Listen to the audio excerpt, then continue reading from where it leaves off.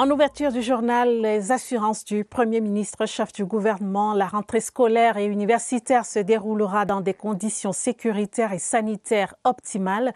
L'État du Cameroun a pris toutes les dispositions utiles à cet effet. Joseph Dione Gouté a fait une déclaration en début de soirée. Je vous propose de l'écouter. Mesdames et messieurs, dans le prolongement du message à la nation du chef de l'État, Son Excellence Paul Biya, le 19 mai 2020, le gouvernement a procédé, à l'occasion du conseil de cabinet du jeudi 28 mai 2020, à la revue de la stratégie de riposte contre la pandémie du coronavirus au Cameroun. À l'issue des échanges consécutifs au rapport présenté par les différents ministres concernés, il est apparu que le nombre de personnes testées positives au Covid-19 a connu une nette augmentation ces dernières semaines. À la date du 28 mai 2020, l'on dénombrait 5 356 cas confirmés de Covid-19, parmi lesquels 177 décès.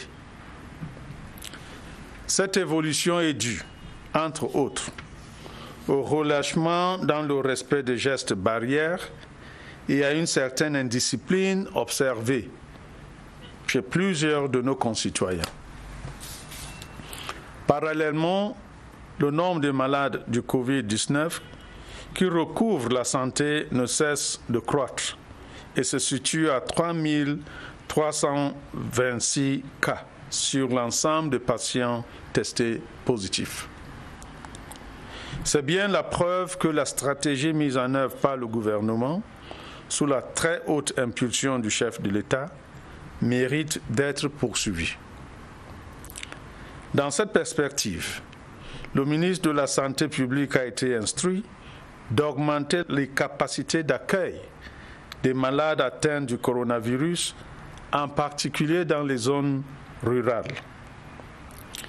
Il devra également impliquer davantage les districts de santé dans la prise en charge des malades du Covid-19, ainsi que les formations sanitaires privées qui remplissent les conditions requises.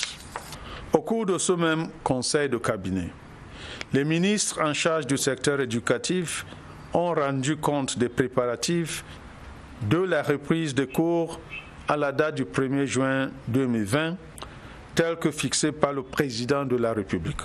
Leurs rapports ont mis en évidence les mesures déjà prises ou envisagées au plan sanitaire et pédagogique pour assurer un retour serein des élèves et étudiants dans les campus scolaires et universitaires. C'est ainsi que la propreté et la désinfection des différents établissements ont été engagés et vont s'intensifier avec l'appui des services spécialisés du ministère de la Santé publique. En outre, à la diligence du ministère de la Recherche scientifique et de l'Innovation, des masques de protection individuelle et des solutions hydroalcooliques ont été produits localement et mis à la disposition des administrations du secteur éducatif. D'autres kits sanitaires ont été distribués aux établissements scolaires à la faveur du don spécial du chef de l'État ou dans le cadre des initiatives conduites par les partenaires privés, les élites locales et surtout les collectivités territoriales décentralisées dont l'action sur le terrain mérite d'être saluée. Compte tenu de la spécificité de l'enseignement supérieur et du volume des effectifs enregistrés dans cet ordre d'enseignement, j'ai tenu une séance de travail ce vendredi 29 mai 2020 avec les chefs des institutions universitaires publiques. Cette concertation a permis de constater que des dispositifs ont été mis en place pour assurer la reprise des enseignements dès le 1er juin 2020.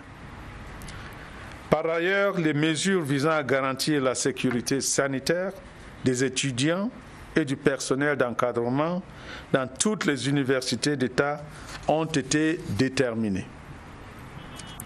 Mesdames et messieurs, au regard des assurances données par les ministres en charge du secteur éducatif et dans le souci de compléter l'année scolaire et académique 2019-2020, le président de la République, son Excellence Paul Biya, a décidé que la reprise des cours dans tous les ordres d'enseignement ainsi que dans les grandes écoles et centres de formation professionnelle aura effectivement lieu le lundi 1er juin 2020 sur l'ensemble du territoire national. Je tiens à rappeler, s'agissant de l'enseignement primaire, que cette reprise concerne exclusivement les élèves de classe 6 pour le sous-système anglo-saxon et du cours moyen deuxième année pour le sous-système francophone. Concernant l'enseignement secondaire, la reprise des cours se fera de manière progressive, en commençant par les classes de Upper Sixth et de terminale dès le 1er juin 2020.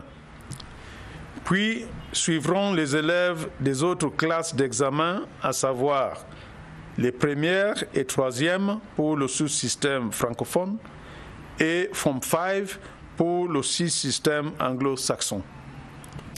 Pour ce deuxième groupe, les modalités spécifiques de reprise seront communiquées par le ministre des Enseignements secondaires. Je voudrais souligner que conformément aux très hautes instructions du chef de l'État, les élèves de la maternelle et des classes intermédiaires de l'enseignement primaire et secondaire ne sont pas concernés par la reprise des cours le 1er juin 2020.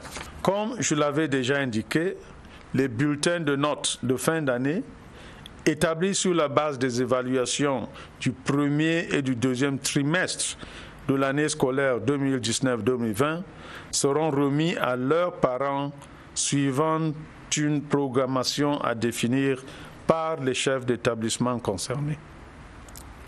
En outre, je précise que les épreuves sportives pratiques prévues dans le cadre des examens officiels de l'enseignement primaire et secondaire sont annulées. Le fait qu'elles mobilisent un grand nombre d'élèves sur un même site pourrait être un facteur aggravant des risques de contamination. En ce qui concerne l'enseignement supérieur, la programmation des cours magistraux, des travaux dirigés et pratiques se fera suivant une flexibilité propre à chaque institution universitaire et dans le respect du calendrier académique réajusté.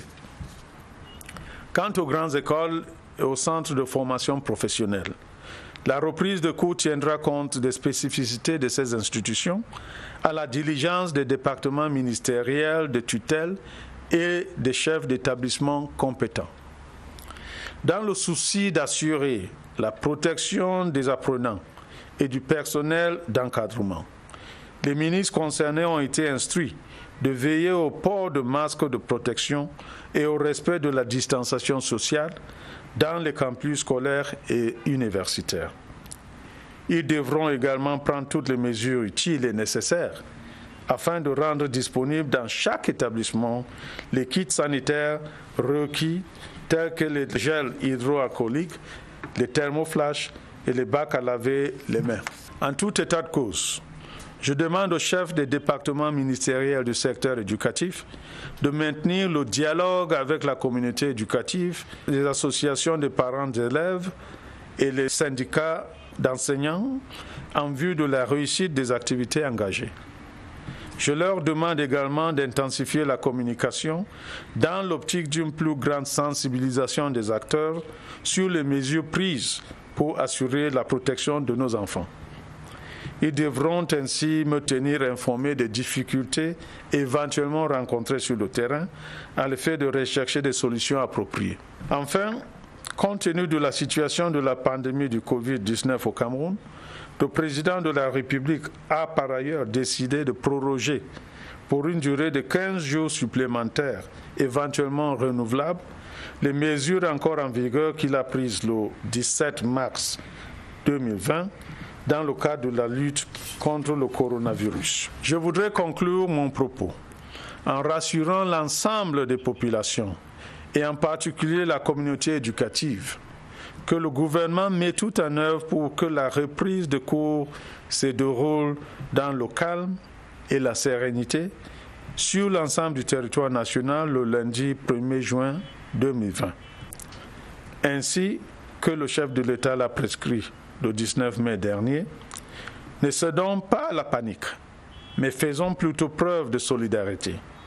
Restons tous mobilisés dans la lutte contre le Covid-19, en portant systématiquement les masques dans les lieux ouverts au public et en respectant les gestes barrières. Je vous remercie.